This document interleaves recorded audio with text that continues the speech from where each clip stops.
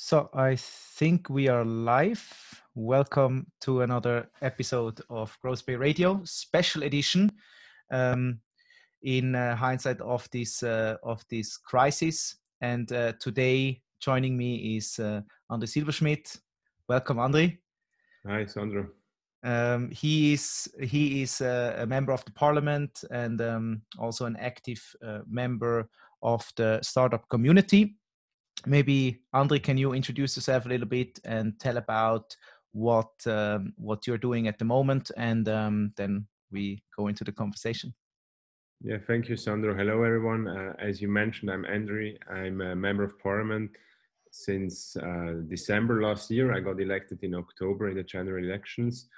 I'm also a member of the city parliament of Zurich for the last 2 years, but I will not do this for a long time now because it's too much effort to sit in both parliaments. But yeah, besides being member of parliament, I'm co-founder and chairman of Kaisin.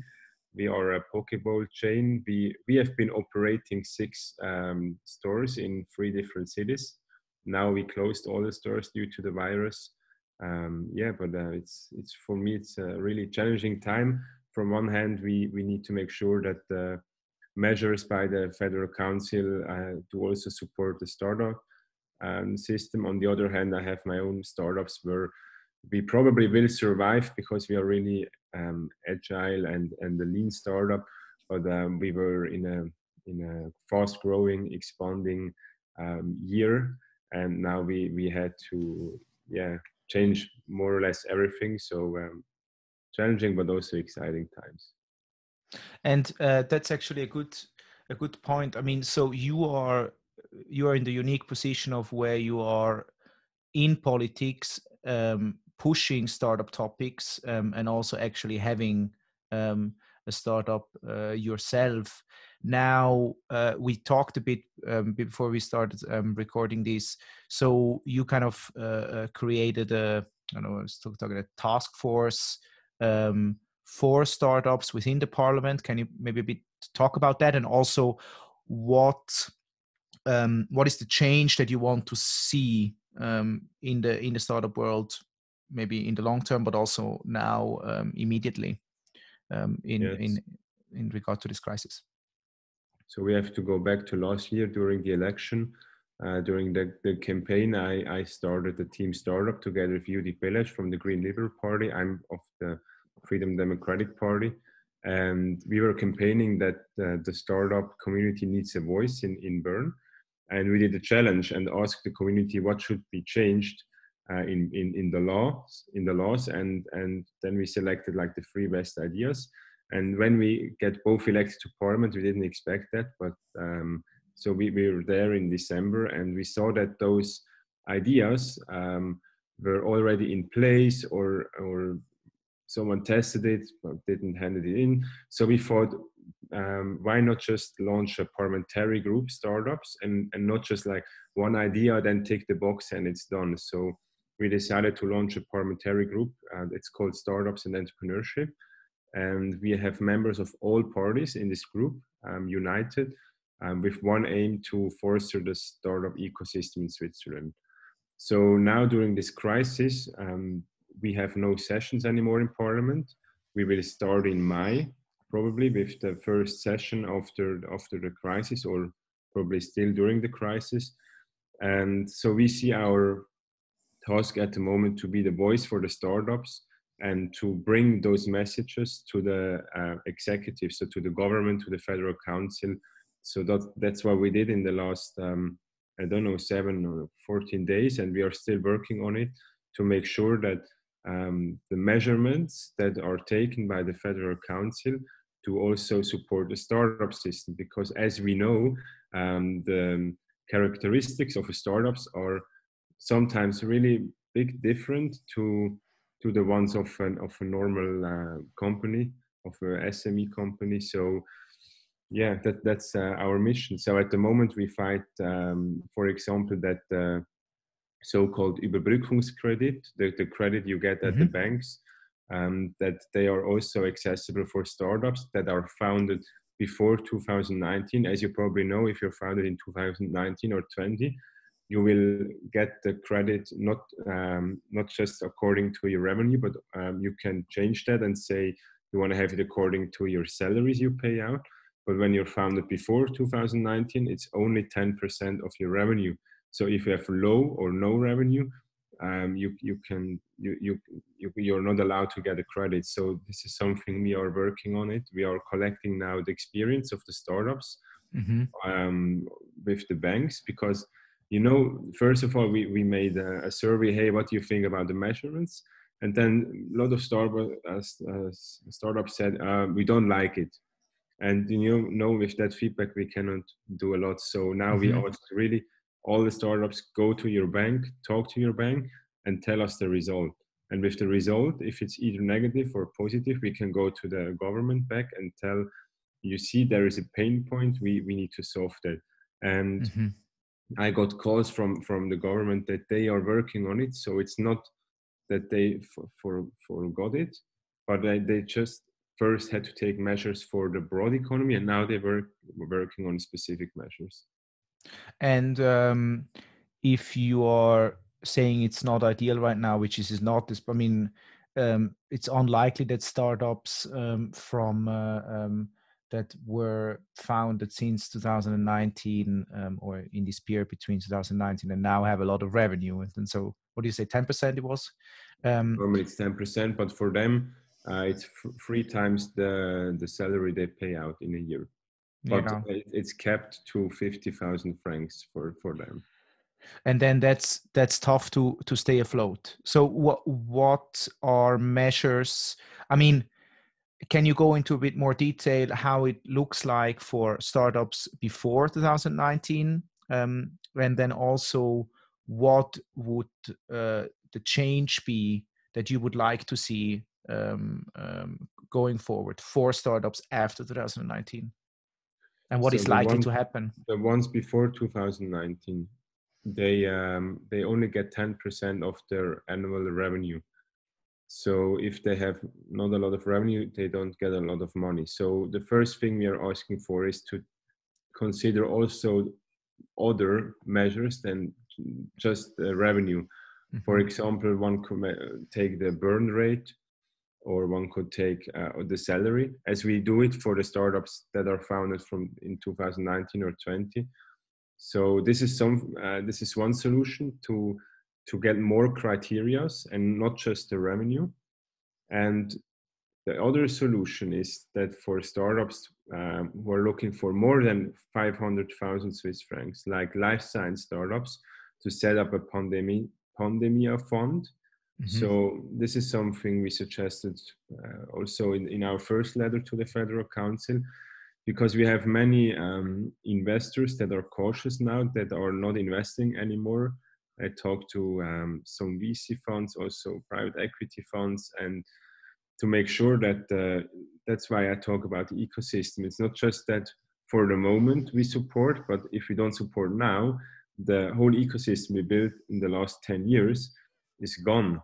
And then we have to start from zero again. So that's why it's so important to make sure that in this chain of investments, we make sure that there is no break. So that's why we need this pandemia fund. We suggested to raise like 300-400 millions by the government, and to give loans to the bigger startups that were looking or that were in an investment round, that have now no money anymore, but for example 100 employees and the really successful product. So we need also to think about those startups, not just the ones who just like started 3 years ago, have a good idea of 5 employees. I mean, high innovative products, I like them also, but for them I think we need to make sure that they get the credits from the banks. But the bigger startups that were in Series A, Series B rounds and have now no access to investors, we need to make sure that they also get a credit, but probably larger than 500K. And what is the time horizon, do you think, for such measures realistically? I mean, are we talking days, weeks, months? So for now, the government was really fast. So we also need to give some props to the government when they do a good job. So to set up this Überbrückungskredits, where you can get a credit from the bank now within like 7 days, it's crazy. I think no country around us was able to do this like this.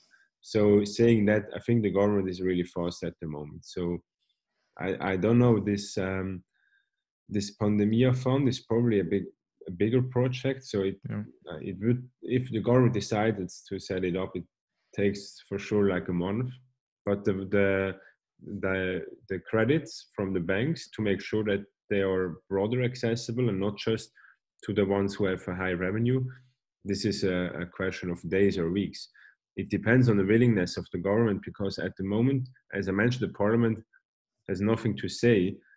We start in May, but in May we will just talk about these measures that have been already taken. So we will not talk about new measures. We just have to accept the bills that are already passed to the government.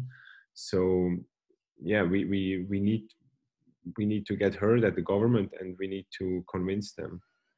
Is there a mechanism on how you can measure the success of these bills that have been introduced, or if these regulations that have been introduced now? I mean, is it simply how many startups go bust or go bankrupt, or like, is there, how do you measure the success of such initiatives?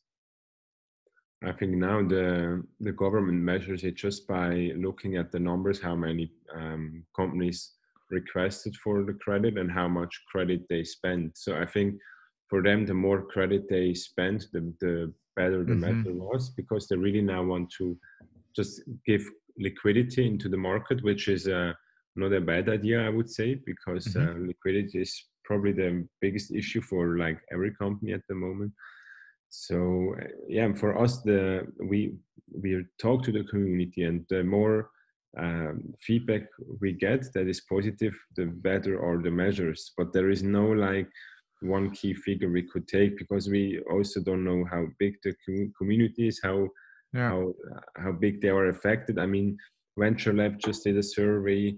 We did some surveys. So yeah, you can take the surveys, but I also understand as a startup, you don't want to fill out a survey every day. So kind of, we just try and fight for them. And yeah, we also have some like specialists we can talk to that are kind of the anchors of the community. So we also try to engage with them, like Christian Wenger or those guys.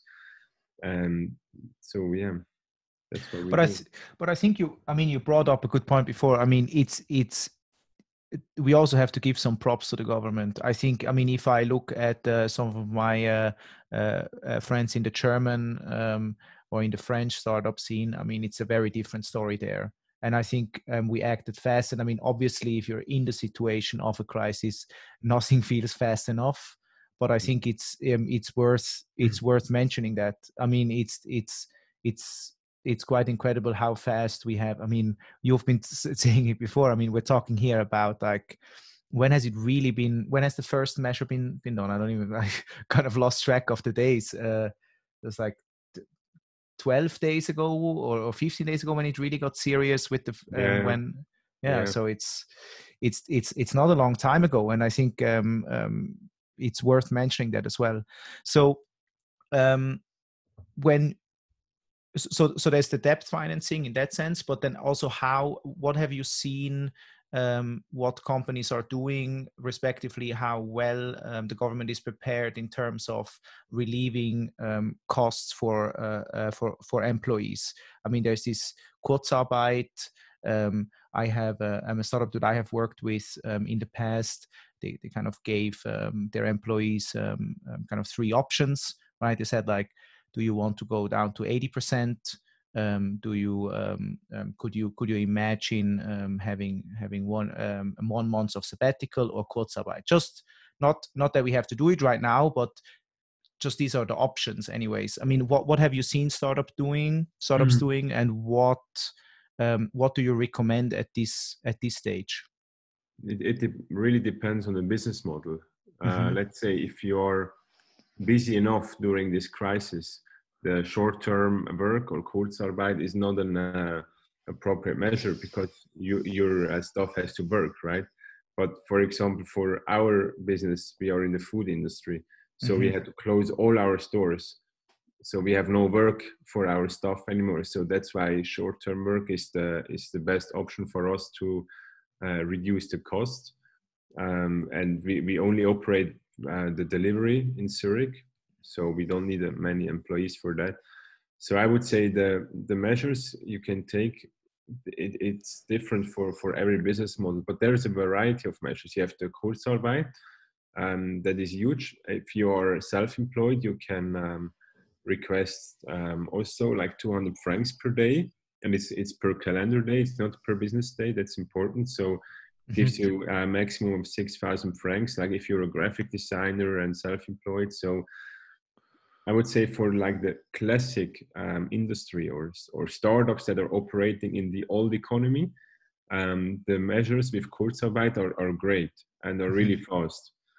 You will get the money probably within days. I mean, we asked for Kurzarbeit a week ago. We didn't get a letter back yet, but we will pay the salaries of March anyway. I think the company that cannot pay now the bills after 2 weeks of shutdown had other problems than the shutdown, right? So I hope that the startups still have 1 or 2 months liquidity. I mean, if you don't have it, then you really have other issues. So, but you will get the Kurzarbeit probably within 2 or 4 weeks. So enough for the next salary round. This is really effective. But And you saw now, I think we have so many people that were requesting, or companies that were requesting Kurzarbeit. I expect it could go up to 1 million of people.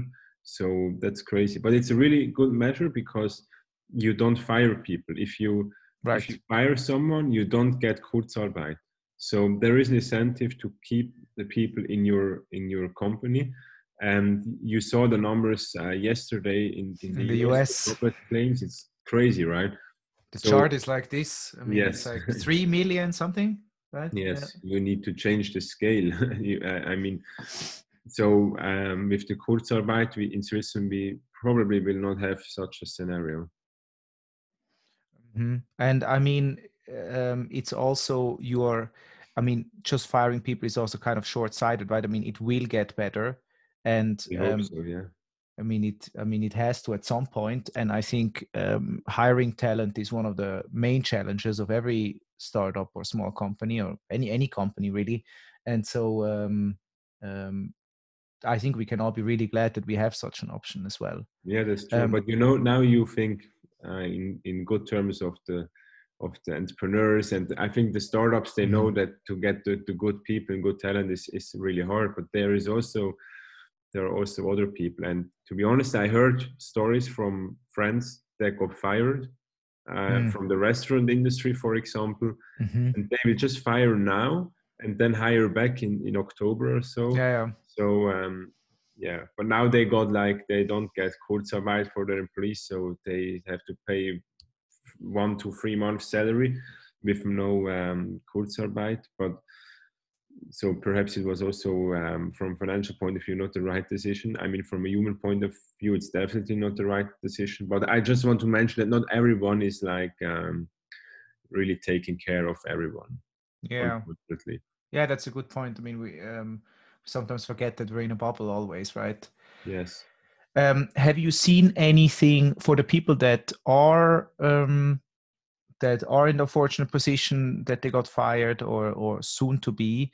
I've seen just on a big grander scale in Germany, for example, where I think it was Lidl or Aldi who took over all the McDonald's employees on their salary roll.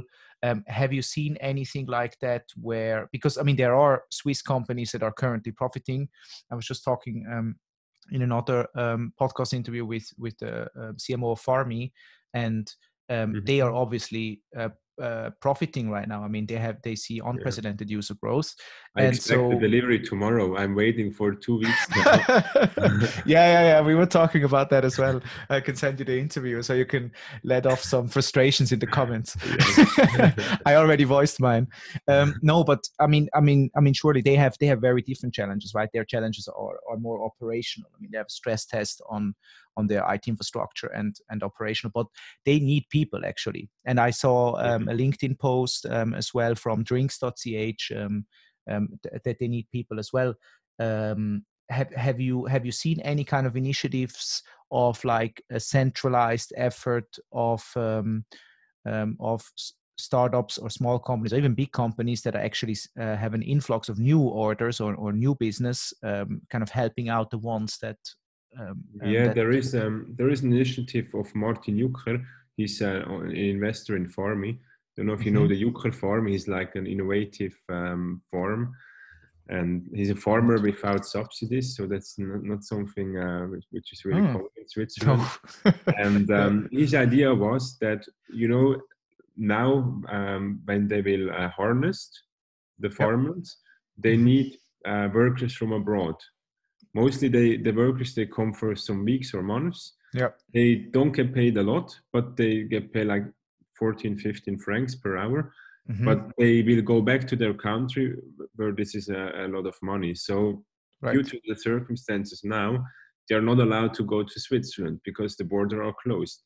So his idea was to get all this stuff that is in Kurzarbeit, Mhm. to pay them the regular salary, and he will pay the salary that is normally paid to these foreign workers, Mhm. and the difference is paid by the government.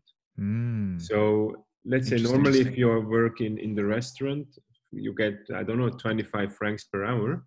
Mhm. With Kurzarbeit, you will get 20% less, so you get only 20 francs. So his idea, and this 20 francs is paid by the government. So his idea is that the government pays a difference of, let's say, 15 to 25. So the government pays 10 francs, he pays 15 francs, and the worker gets 25 francs. So it's like a win-win-win for everyone. He has the worker, Right. the government spends less money, and the worker got 20% more than he will get when he's in Kurzarbeit. So he started this with Couple, Mhm. or Couple, I never Yep. know how to spell it. I think But Cooper. Yeah. okay, yeah, so they are, because they could do the matching of the Mhm. farmers to the workers, and now they wrote to the SECO, the Ministry of Economy in Switzerland, and I think they didn't get a reply so far. I told him if they don't get a reply until end of the week, I will help them to hopefully get one. Mhm. But yeah, to be honest, I don't know if it really works, because that's like such an it's a really really good approach, but it's out of the system and it's out of the box, and Yeah. I'm not sure if our social welfare system is ready for such solutions to the problem. But for sure, it's a really really good idea. I think so too. And I mean, as you said, it's a win-win-win, right? Um, everyone gets something um, out of it. So it's not like welfare only, if you want. Yeah, yeah, yeah. Um, but I think this is all of this that we're talking about. I mean, it's also a stress test for the political system, right? I mean, there's so many new things that are now popping up and kind of inefficiencies that are uncovered and stuff like that. I think you, if I remember correctly, I saw one post that you did on Twitter where you talked about kind of a central place online where people can go to or should be able to go to in the future to kind of in crisis like this to go and set up initiatives and kind of yeah, publish them on there. Can you talk a bit about this idea, because I think it's very interesting, Yeah. and where the idea comes from as well. So far we see a lot of private initiatives and people are helping others, and I think this works not so bad. Mostly it's really local, or people Yeah. set up a new homepage and spread it through social media, and so the private initiatives, it's just great. But on the other hand, you have also many people, they want to innovate and help the government to overcome this crisis. And for them, it's so difficult. Like I have on a daily basis requests from entrepreneurs or from just citizens that want to like help or have good ideas to support the government, and they don't know to whom they can reach out to. So what they do, they reach out to their politician they know. Sometimes it's me, sometimes it's others, and then we have so they are like dependent that we help them and that we have the right context. If we don't have the right, I mean, even member of parliament, you don't know everyone in the Yeah, Bundesverwaltung. definitely. There were like thousands of people, and we mostly know just like the personal employees of the federal councils or the head of SIC or something, and we cannot like write them mails all the time. You know, they Right. have other things to do. So this is where my idea came from, that we need like a one-stop digital shop where you as a citizen, being an entrepreneur or not, or whatever you are, can write and can tell your idea and how you can help. And the government can then decide, okay, this belongs to this department, or this belongs to a specific village or canton, or it's something for whole Switzerland. Because you know, I had so many great initiatives. One is importing masks from China, and he said he has now the proof of everything and it will work. So if I can connect into hospitals. The other one had some machines for the hospitals as well. And I'm not the experts on the medical part, so I was not able to help them a lot. I still tried, but on the other hand, yeah, if someone comes to me and says, I have an idea for the startup system, I can help better. So from my point of view, it cannot depend on who you know Right. that your idea will be a success or not. And so that's why I think we need like it's a really simple platform where you can do a triage with these ideas and make sure that they will go to the right persons. I mean, it also empowers people to take their own initiative, right? I think at the moment it's really all about the mindset, because I mean, you can go one of two ways really. I mean, one of them is like, oh, you know, I'm in a crisis. I what am I going to do? This is also bad. Or you can have the, hey, you know, what can we? Yes, it's bad. You know, acknowledge the situation and say like, where can we go from here? And I think empowerment and actually being aware that you can go somewhere and you're being empowered and you can change something would go a long way. So yeah, I just wanted to highlight that, because I think it's a really great idea. Yes, yeah. Let's see. Perhaps this can be a new something new when the parliament is in session. We can hand in Exactly. this idea. But until then, we just need to support the government as much as we can. I mean, it's probably not something for now, right? I mean, but I think it's important to also do some kind of retrospective on the whole thing, right? I mean, what after the crisis, right? What worked well and what can we do in the future? Talking about mindset, I mean, how do you currently deal with the whole thing? I mean, you have a startup. You're also a politician. I mean, how are you thinking about the whole thing, and what keeps you going? Yeah, I mean, we cannot change the situation, so we have to adopt. So that's something I think you have to start with. You cannot fight. I mean, yeah, you can fight the virus by staying at home, what we hopefully all do, but you cannot do something else than just doing that. So for our startup, we just took really all the measures. We spend most of the rents are in relation to our revenue. So as we don't have revenue in the stores, we don't pay the rent or don't pay a lot. We have the stuff in the Kurzarbeit. And the third big cost is the cost for the food. But when we don't sell a lot of food, we don't have high cost there. So that's why I mentioned we probably will survive. So I think the situation there is okay. It's not good. We will lose money every day, but not a lot. and we try to use this time for all the projects we were not working on really hard the last months. So we have now weekly calls with all the founders, also the ones who are not operative involved, like I am. So all these people involved that are normally not working for a company but are invested or in the board have now more time to invest in the company. That's great. And for myself, to be honest, I had a crazy 2019 with the election campaign. I worked 90%. I did my master degree and so on. As well, okay.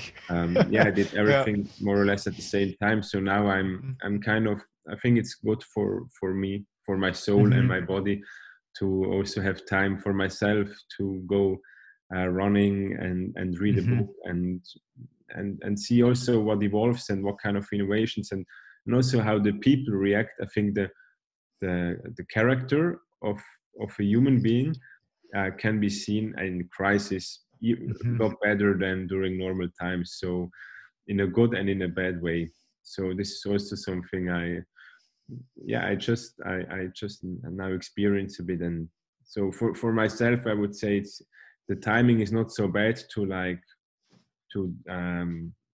have to rest a bit more. Last year would have been a worse timing, but yeah. So I hope that we will get in some weeks or months we will get back to the also busy life again. Yeah. It's something I start missing. Yeah, for sure. I mean, I think we all do. What are some of the positive things that you see in people right now? I mean, I mean, obviously, as you said, like stress is a really good. I mean, it just surfaces things, right? And it kind of shows character. So, what are the good aspects you see in people today around you, and maybe also stories that you hear that you've kind of saw patterns? I would say the whole solidarity of our young generation, but of every generation, that we will help out each other. This is something really great. And I want to highlight that because we only hear the ones who are not following the rules. And also the olders, I heard people say, oh, they are still going out. But I mean, yeah, they are not, they can go for a walk. Why not? I mean, for sure, they should not like go to a supermarket perhaps, but if they go for a walk, they are not, there is no rule that they have to stay at home 24 hours a day.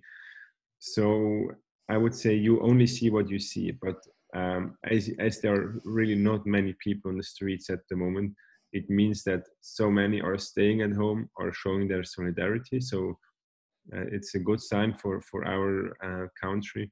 And on top of that, the people get more and more creative. They try out new things. They are a lot more digitized than they were 2 months ago. So at the moment the youngest member of parliament, who is oh, is that so? I didn't know that. Okay. is in favor of all these technical devices. It's this good sign, you know. So I mean, I did my master's degree 100% online at the Case Business School in London. I've never been to London. And when I talked 3 months ago, I did my master's degree online. Some people reacted, oh, is it like, is that really a master then? And now all the universities are online. So this problem is solved as well, or this discussion is gone as well. So yeah, those are the good signs, I would say. Yeah, I saw that as well. It's so interesting how people now have more time and they get a bigger perspective on things. I mean, they're all of a sudden it kind of something lifts off. I feel like almost because they don't have so many social obligations and so forth, and no commuting and so forth. And I think it sets free this creative energy. It almost feels a little bit like a new frontier, you know. So how can I be part of this? I mean, it's I think these are the positive aspects for sure. I mean, we talk enough about, I think, the negative aspects. I think here in Switzerland it's a bit better, but in the US there's the political circus. I'm glad here in Switzerland we can focus on how we can help, but there are other countries that where they're not that fortunate. So I wanted to highlight some of the positive stuff that's going on as well. Yeah, at the moment, all the parties, they hold together, Switzerland. For sure, we have like what we do with the startups. For sure, we mention what we don't like in the current measures of the government, but we don't fight against each other. No party against another one. We just like try to give our point of view into the government, and I think that's good. But we don't fight like in the US, the Democrats and Republicans. So we can be happy to have a system like that. Yeah, and also it shows some maturity as well. I mean, stop the infighting when it's serious, right? Yes. So I think we are slowly coming to an end of our conversation. Do you have some parting message that you would like to give? I think mostly startups and marketers will listen to this show. So what do you want to kind of tell people who have a company or who are struggling with actually selling their products or services right now? So first of all, I want to thank you all guys for your effort. You're the real risk takers now in the moment, and I hope it will get paid out sometimes in the future. But at the moment, we go through hard times, so I kind of can understand your challenges at the moment. So I want to thank you for that. And I want to offer you as well our support of the parliamentary group for startups and entrepreneurs. As I mentioned, we have members of all parties in our group. So our messages should be heard because it's non-partisan. And when you have something we have to consider, please go to team-start-up.ch/taskforce. And there is a survey where you can share your experience with the bank. This is really important because just saying that you run out of money doesn't help us a lot. We really need your real experience with the banks. And with this experience, we can go to the government and we can say there is a pain point, we need to solve that. So this is what I want to, the message I want to leave, and I'm looking forward to hearing of you. All right, thank you very much. Where can people reach you? I mean, you just kind of told them what you where they can go to reach the bank. I mean, do you want people to talk to you, or rather do? I mean, I know you're on Twitter. You're active. I don't know. Like everywhere, not on TikTok. Not on TikTok yet. Well, now is the time. Yeah, no, I'm on TikTok. I have a profile and I have 2 videos, but random videos. So okay. You can write me on LinkedIn, but really write me first. Go to the survey because I get like so many messages, and I cannot consult on a company level. So I had people calling me, what should I do? And the only thing I can say is go to your bank, talk to your bank, fill out the survey, and we will take care of the community and of the whole system. But we cannot, as politicians, we cannot take care of just like one company. So but you can always reach out everywhere. All right, perfect. Thank you very much, Andri. This was super insightful, and I also wish you the best of luck or success rather over the next couple of weeks and months. That you can push through the initiatives that you're working on, and also soon can open up for business again, like you want to with your pop-up stores. In all these locations. So thank you very much, and have a great weekend. Thank you. You too. Bye-bye. Cheers. Bye. Thank you, Andri.